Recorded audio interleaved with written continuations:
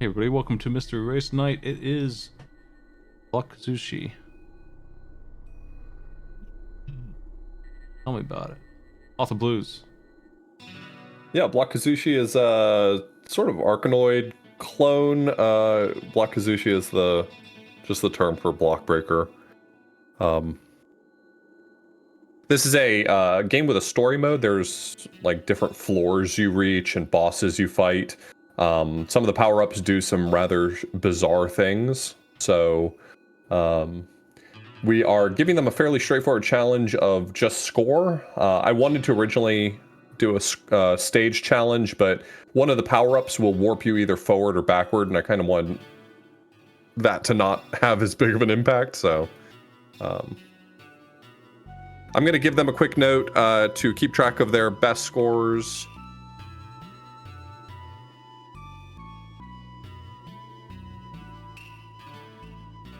And they'll go ahead and give them the countdown. Okay.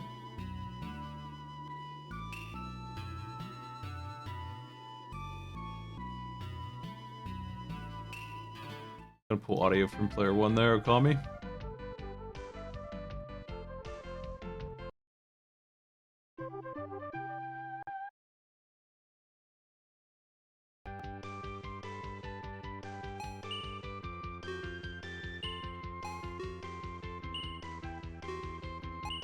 I think we're losing a little bit of Okami's screen. So what makes this game a little bit unique is that you have two paddles, one on the top and one on the bottom, and you can press L or R to flip it. The power-ups that you collect are specific to the paddle, so if you want to have two different power-ups in tow, you can just flip it back and forth to have whichever one you want active.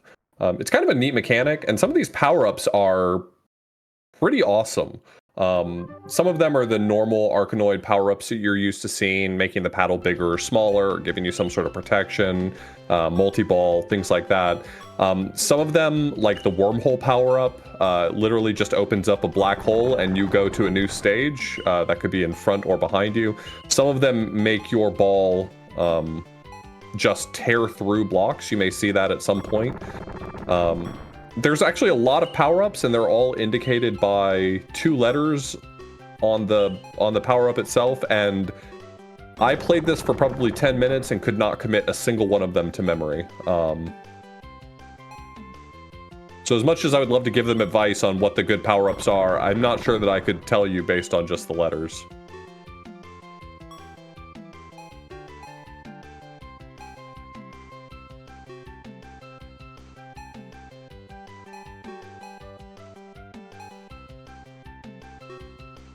Now, if they get that wormhole power-up, and if I'm not mistaken, there's a fixed drop for that wormhole power-up on stage 3.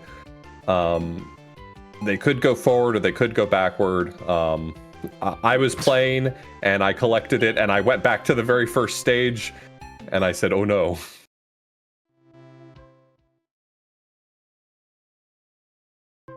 That's interesting.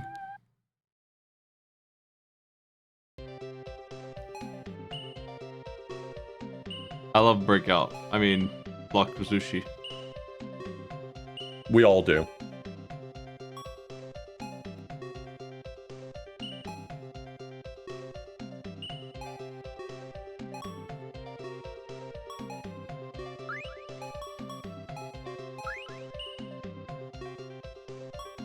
Yeah, this is a series of games as well as being a fairly generic title in Japanese.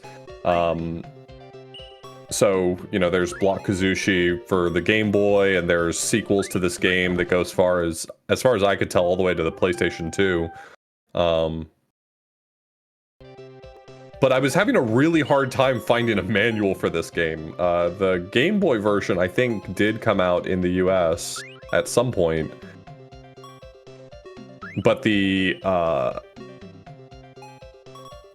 Super Nintendo, the Super Famicom version didn't, and I couldn't find a translation patch for it, so. This is Super Famicom. So, several of our players have already found the wormhole power-up. You can see that they've gone to all sorts of different stages.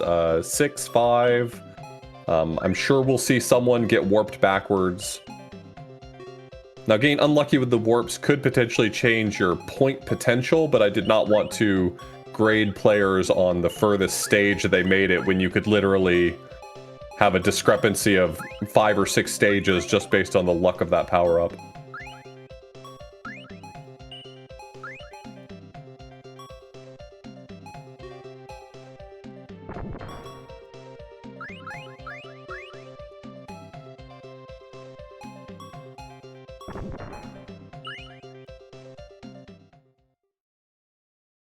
Yeah, it probably would have helped me if I had searched for the Japanese title rather than the romanization of it, so that's probably on me that I didn't find the manual.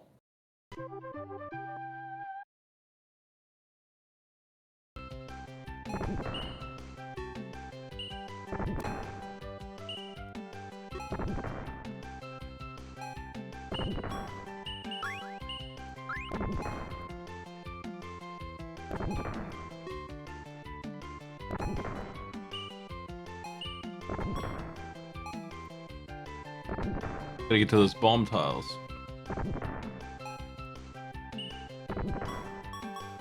Yeah, the little tiles that look like they have eyes on them explode, which can help you set up some useful chains.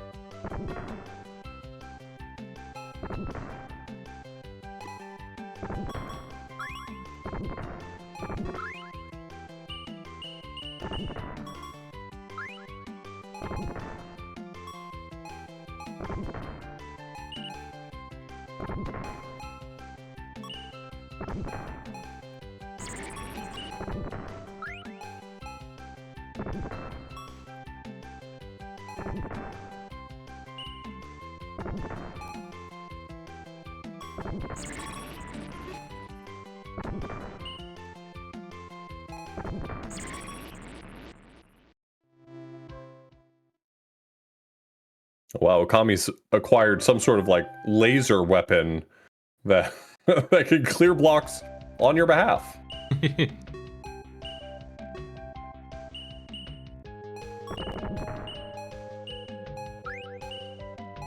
laser. This is feels a usually lot to me ridiculous. like the elevation of Breakout, kind of like the Super Bomberman series. Like, yeah, it's just bomb. But now we also added bosses and a lot of extra mechanics.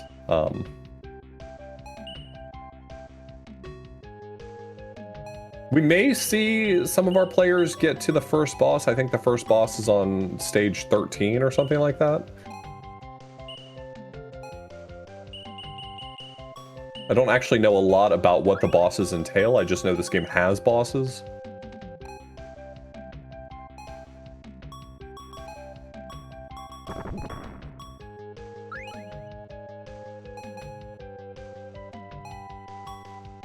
I feel like the state that Joystick Hero is in right now is the state that you really want to be in. Using the drilling power-up, the one that just goes through everything, and then when it gets at the top of the screen, switching off of it so it stays at the top of the screen.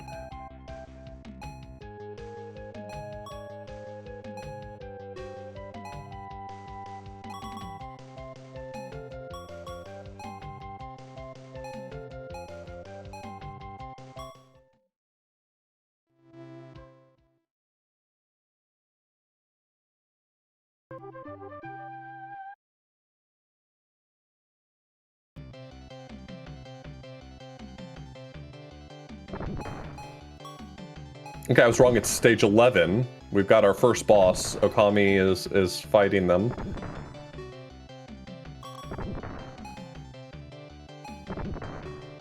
She's doing pretty well. There's it feels like there's a bit of a trick to it. You can hit the boss right when they move, and the ball will get kind of stuck inside the boss's hitbox. It feels like if you get really lucky to hit the boss right when they are moving, you can get a ton of extra hits.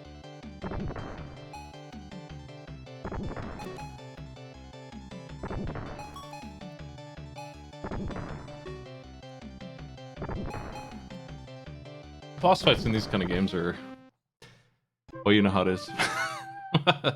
you got Dull and Arkanoid, and you got Devilish. Has many bosses, like, Yeah. Too many. untenable fights, just crazy. It's really hard to aim. I was playing Mario Pinball. We did that one not too long ago, and that one is a similar issue of just really frustrating to try to aim at something precision-wise that's moving around in a game like this. Mario Pinball Land is so infuriating.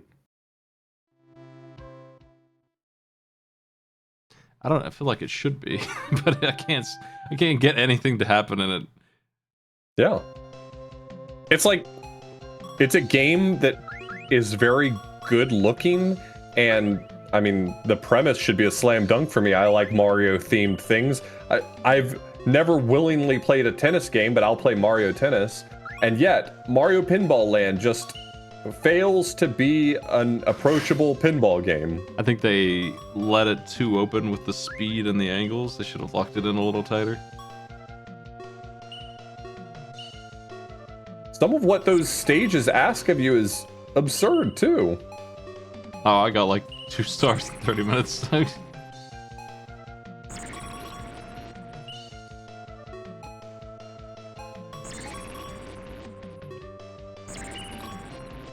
Yeah, I genuinely wanted to like Mario Pinball Land. It's a game that feels very cool, but I couldn't make any sense of it.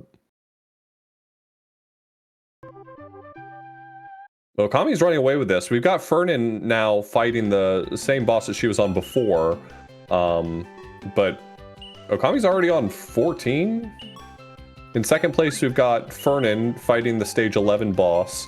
Nodelecta's on stage 9. Now, of course, when I say first, I mean furthest distance in the game, but that's not how we're judging our players.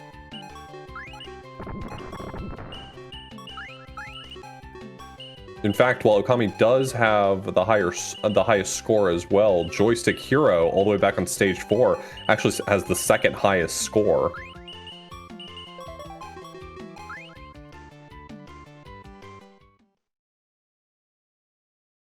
There we go. Okami taking the wormhole forward 1 stage.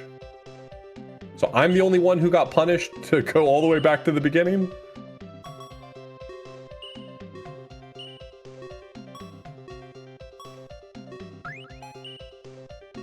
I wonder how that works. It sounds weird. No clue. Oh, Joystick Hero also got sent back to stage 1. Okay, that explains why Joystick Hero is only on stage 6 at this point. Because Joystick Hero is making great progress points-wise. Wait to account for the scumbag teleporter here. Changes everything. Well, I'm glad that happened to me, actually, when I was playing this just to test it. Because if not, I wouldn't have realized that this game had a mechanic like that, and I would have felt very frustrated watching it happen to people in the playthrough, in the race. I've been there. I made challenges for the triathlon, which I probably should do another one at some point. Unexplored little details on those challenges ruin the entire race. Like, just you're supposed to do this thing, and then it stops every single player from getting anything done for 20 minutes. They all hate it, so I didn't run into it when I tested it out.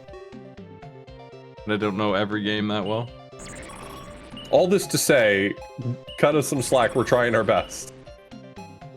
Speaking of trying our best, Digi trying to get that yellow brick in hell over there.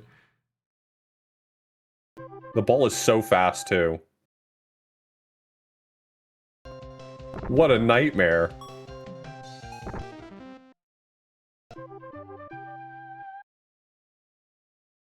Poor Digi. This is the standard breakout hell. Happens all the time. Can't get away from it in this game. I'll always remember this is one of the games I programmed, and just as a high school student who didn't know anything about programming, I've still managed to do it somehow in C+. C double plus. Have you heard of this before? This language? A lot of people are calling it that these days. Wow.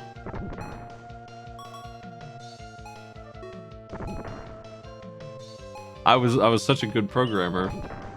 Let me tell you what. Go ahead, tell me. You know Towers of Hanoi? I'm familiar with it. For those who aren't, it's an old game from probably the Bronze Age, honestly, where it's a puzzle. You move 5 discs from one stick to the other, and you have 3 sticks, and you cannot put a smaller disc on a bigger disc, so you have to do a lot of backwards movement and stuff. And so we had to program that for our final, and obviously you would want some kind of movable state to represent the disc, but I just programmed every single state that there could possibly be, every combination in ASCII, and just called it by number in a big old spreadsheet that I made. That's awful. I got awful it. that you did that. I got her done, no problem. It worked. I got my grade. Anyway, I also managed to make a shmup, and it worked just fine. And this breakout. So I'll always know just how easy it is to make a shmup when an indie game or whatever, or James Bond Jr. maybe throws in a shmup out of nowhere and it has nothing to do with the game at all. I'll always know exactly how easy it is to program that, because I did it. I made one.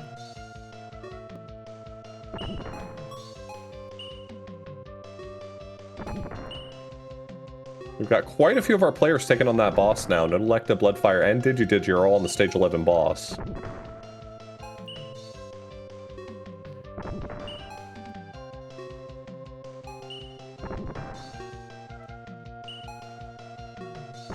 Patty, once again at war with a single block.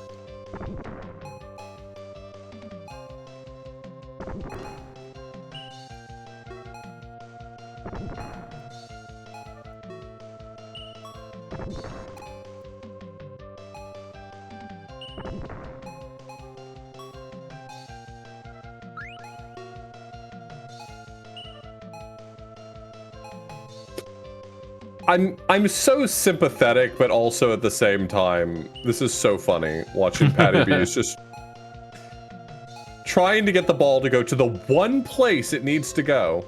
The momentum has to be controlled.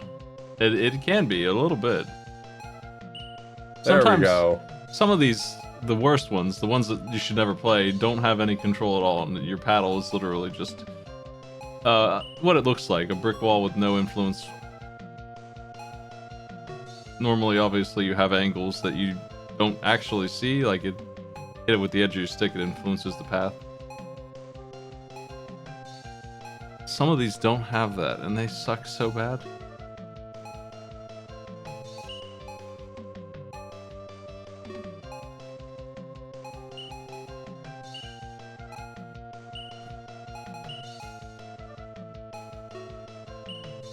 I've seen that boss get beat a couple times now.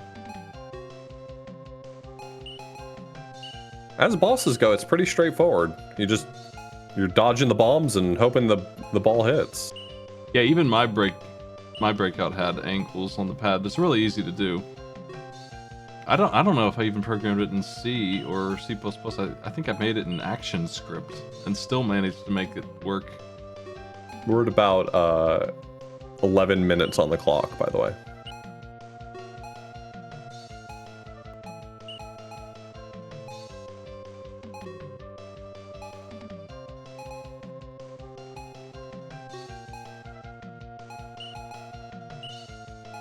I actually teach Towers of Hanoi to my students because it's a great example of problem to solve with recursion. You mean with a big spreadsheet with 600 instances? Nope, I do not teach them the big spreadsheet method. The CS professors across the world are hiding big spreadsheet from students. We do not want them to know the power of big spreadsheet.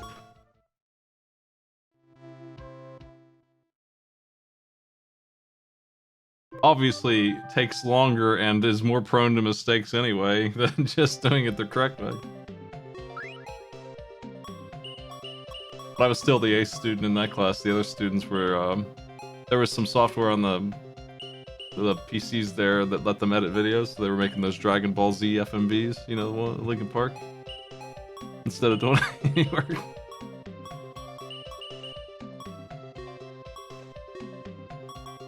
I'm gonna elect to take in the black hole gamble. Nice. Backwards. I hope you like stage 13 because you're doing it again.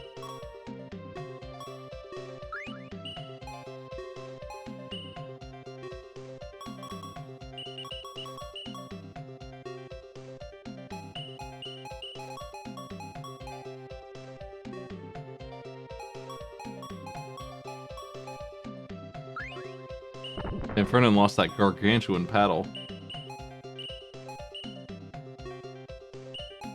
Yeah, one of the power-ups is make your paddle bigger, and it can be chained multiple times until your paddle is like 40% of the width of the screen.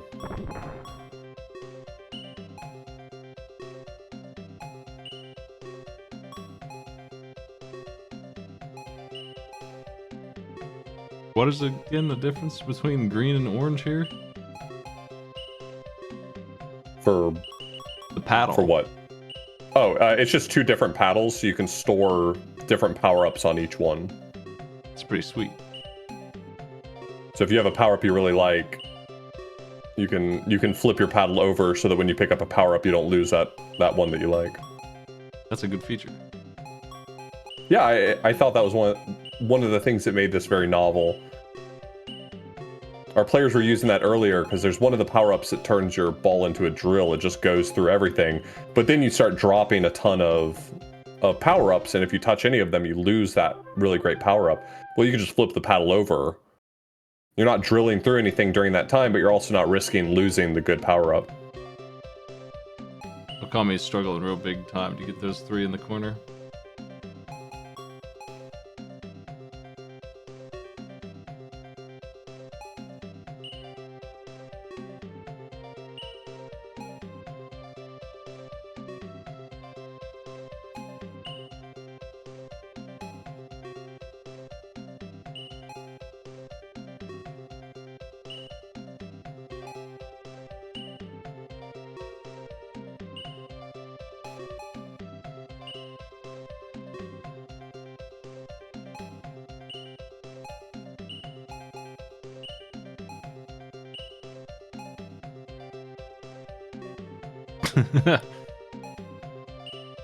Slow motion agony.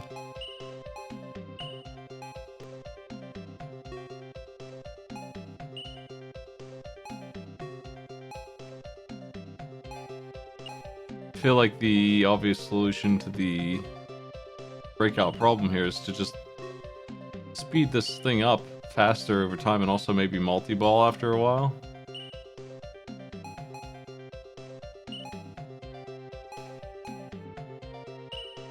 Getting locked in like this sucks. I'm not sure the developers see this as a problem, though. Yeah, I think they think it's a feature to aim and get rid of this hassle, but they designed the stage around it. They made this immortal tile blocking it on purpose. They knew what they were doing. It is an awkward position and ends up requiring some really precision movement to hit. It's easy to look at old games and not understand. It's hard to imagine. There we go. Can't get in the mindset. Perfect angle. I was playing East 3 again, just to try out the other versions. You can't really go through stage 1, area 1, and screen 1 without grinding for like 10 minutes in that game. That's a feature. Somehow they went with that. It's just numbers. They could have just not put those numbers in. They did. I don't know why.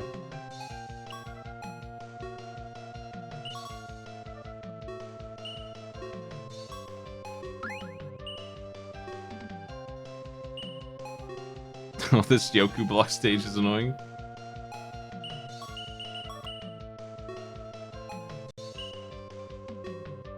Okay, so I don't know Japanese, so nobody roast me in the comments, but I think the number underneath the stage, not where it says, for instance, stage 24, but the next number down is actually what floor you're on. And if that's correct, if I'm understanding that, then I think Okami is one floor away from the next boss.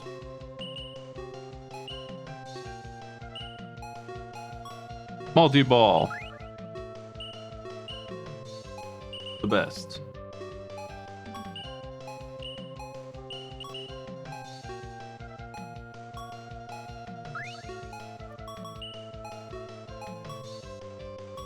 Oh, you have to destroy the invisible block when it's here. Ugh, that's part of the stage, and it has to be hit from the top too. So it's timed and backwards directional. All right, so Kami is continuing from this stage, but has lost all that score. So 53,000 was her top, but by this point, Joystick has actually surpassed that. Joystick is at 58. So despite the fact that that she's furthest through the game, there's quite a few other players who have scores that are competitive. Digi having 54 now, Joystick Hero having 58.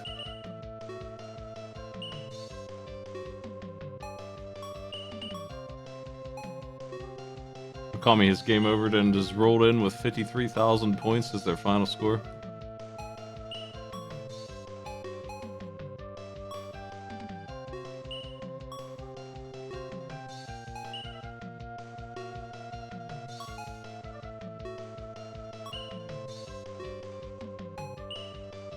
We are 4 minutes away from the end.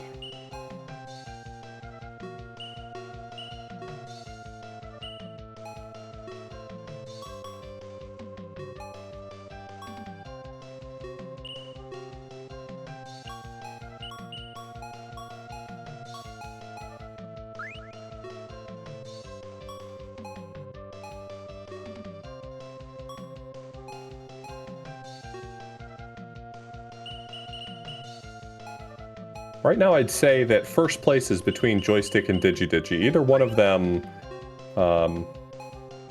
could find some points just laying around and end up in first place.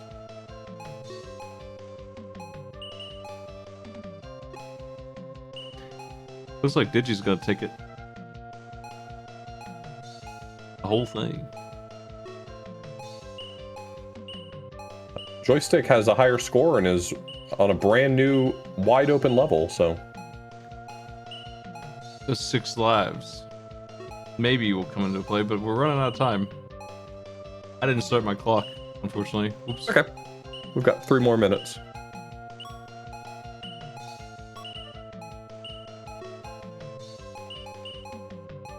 We're going by the Discord actual clock that the players run off of. I'm just using the timestamp for when the countdown ended. So this race started at 9:37, so at 10:07, it'll be over.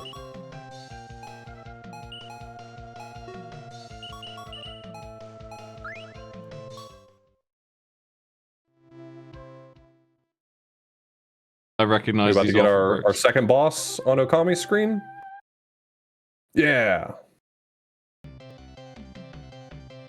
I just want to see more bosses. I'm just here for the bosses, honestly. That one pixel's killing Digi. So the hit detection on the paddles here is very strict, which sucks here. But in Mario Pinball, sure would be nice if it was that strict and if they built around the strictness of it. You're either shooting it straight up or not influencing it at all. Is what it actually is, or you're shooting it at this like, I don't know, it's like a 15-20 degree angle left or right. And since you can't do more than that, they get locked in this position where it's exactly wrong over and over again. Yeah. Yeah, this doesn't have enough variation. I don't know why they didn't have more angles available. Looks like if you hit it on the very, very edge, you get the 45 degree shot, which is nice. But yeah, you only have like 5 positions of shot, basically.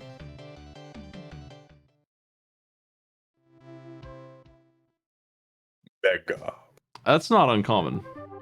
I don't know why it's just the way it is, but I guess it's just really easy to set up. Again, this is one of the easier genres. See a lot of phone games using this just because they can churn them out. The breakout style with a tweak on it, some kind of gimmick.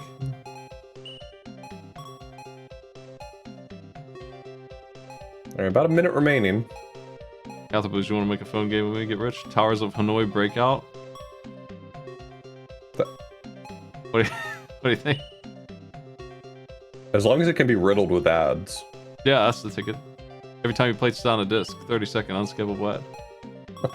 It's gonna be one of those ads that plays for 30 seconds, and then another one plays that just says where the game is for 30 seconds, and then after that, a black screen with nothing but the game title for 15 more seconds.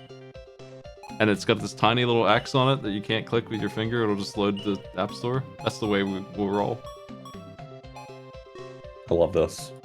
We're gonna make so much money.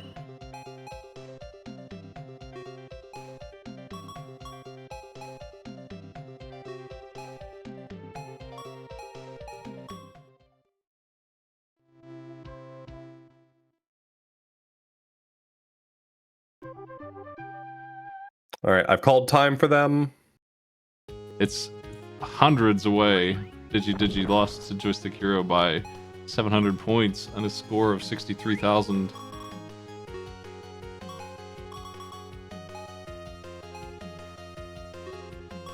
They were many stages ahead, too.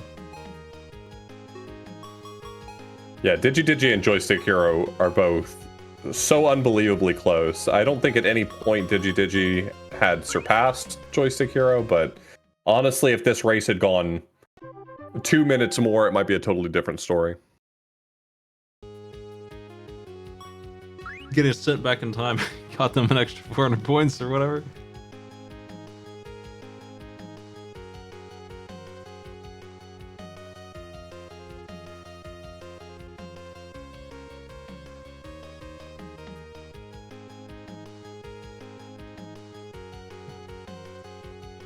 All right.